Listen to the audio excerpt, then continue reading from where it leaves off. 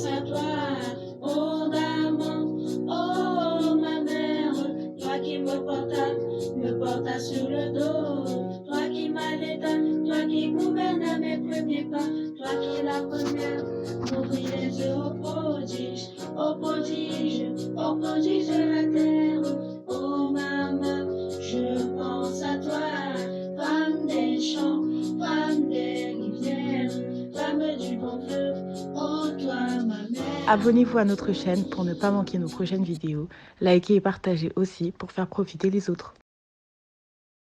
Bienvenue dans mon boudoir, dans votre espace, notre espace. Les problèmes et les défis dont nous faisons face aujourd'hui, nous, femmes africaines de par le monde, parlons-en ici. Ici, tout le monde est invité, mais j'ai plus besoin de toi, la femme africaine. Car il s'agit ici de nous. Nous allons parler de nos enfants, de nos familles, de notre communauté, de l'Afrique en général. Alors j'ai besoin de toi.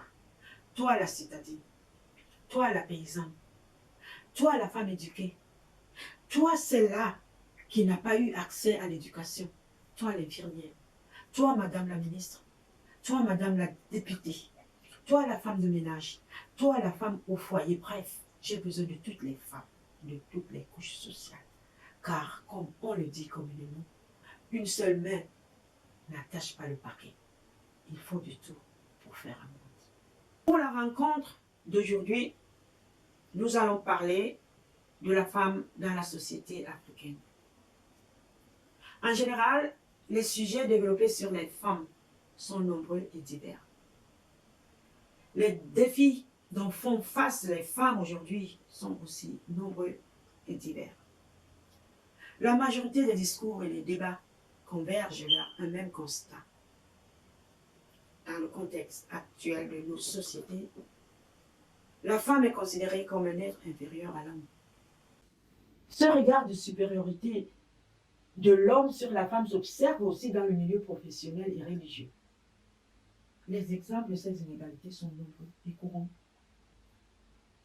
Ils sont tellement courants que c'est devenu banal et accepté comme un phénomène naturel. C'est pour ces raisons que les combats pour l'égalité des sexes se multiplient de nos jours. En tant que femme africaine, les enjeux sont beaucoup plus importants. Et ce combat noble qu'est la lutte pour l'égalité des genres ne doit pas nous dédouaner d'autres problèmes aussi importants de notre communauté. Les changements sociaux dont nous faisons face aujourd'hui semblent avoir immobilisé la femme africaine qui, on a l'impression qu'elle a carrément oublié sa responsabilité essentielle au sein de la société et suit les effets de foule. Je voudrais qu'on fasse un retour en arrière et qu'on rappelle la place qu'avait la femme dans la société africaine. L'histoire nous rapporte que pendant plusieurs décennies, nos sociétés ont reposé sur un système dit matriarcal, où c'est la femme qui est à la tête et l'homme jouant le rôle de protecteur. Ce n'est pas un monde où la femme domine l'homme, mais chacun et d'un commun accord avait son rôle bien établi pour le maintien de l'équilibre familial et communautaire. Elle est celle par qui nous vient la vie. Et après la naissance, elle continue le développement de l'être en le nourrissant, en l'éduquant, en transmettant les valeurs culturelles. Remarquons qu'il n'y a jamais eu de conflit de supériorité entre la femme et l'homme dans le système matriarcal, mais une complémentarité mutuellement acceptée.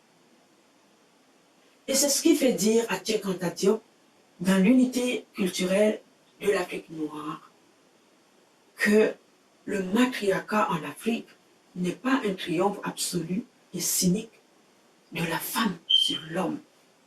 C'est un dualisme harmonieux, une association acceptée par les deux sexes pour mieux bâtir une société sédentaire où chacun s'épanouit, pleinement en se livrant à l'activité qui est la plus conforme à sa nature physiologique. Un régime matriarcal, loin d'être imposé à l'homme par des circonstances indépendantes de sa volonté, est accepté et défendu par lui. Ce qui nous permet de conclure que l'homme et la femme sont égaux et complémentaires. Il se trouve que de nos jours, les choses ont changé. Le patriarcat est l'ordre qui régit nos sociétés, dont une société basée sur l'autorité du père. Ce système, au lieu de garder la complémentarité entre les deux genres, brille par la domination totale de l'homme sur la femme. Ce changement, pour certains, vient du désir de l'homme de reprendre le pouvoir sur la femme.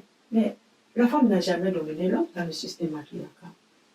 D'autres disent que le changement est venu du contact avec l'extérieur, plus précisément des civilisations islamo-musulmanes et judéo-chrétiennes.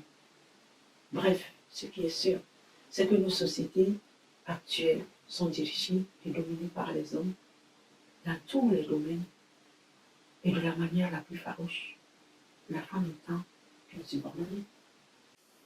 Mes chères sœurs, le combat pour l'égalité des genres est là, bien en marche, et nous espérons qu'un jour, nous vivrons, nous les femmes, dans une société où nous ne serons plus désavantagés par notre condition de femme, où le pouvoir sera partagé entre les sexes et où les mères seront placées au centre de la culture. Nous avons vu plus haut que l'un des rôles de la femme est d'éduquer. Mais pouvons-nous dire si nous exerçons ce rôle pleinement aujourd'hui? Sinon, est-ce que ce sont les hommes qui nous empêchent de le faire? Soyons honnêtes. La lutte pour l'égalité des genres menée partout dans le monde aujourd'hui ne devrait pas nous dédouaner de notre devoir naturel, essentiel en tant que femmes africaines, envers nos enfants, notre famille, notre communauté. Avons-nous oublié que nous sommes le pilier de la société africaine? Nous avons une culture à préserver, des valeurs à garantir pour les générations futures. Une lourde responsabilité vis-à-vis de l'Afrique qui doit rester debout et respectée. En avons-nous conscience? Apparemment, nous nous acheminons inexorablement vers une mondialisation qui ne se limite pas à la libre circulation des marchandises, des technologies, des capitaux ou de personnes. Elle est aussi celle des valeurs, de la conscience. Où sera la place de l'Afrique dans cette globalisation? Elle, le berceau de l'humanité, qui va éduquer nos enfants. Il est certain que la femme africaine a toujours un rôle à jouer dans cette grande société, comme elle a démontré par le passé.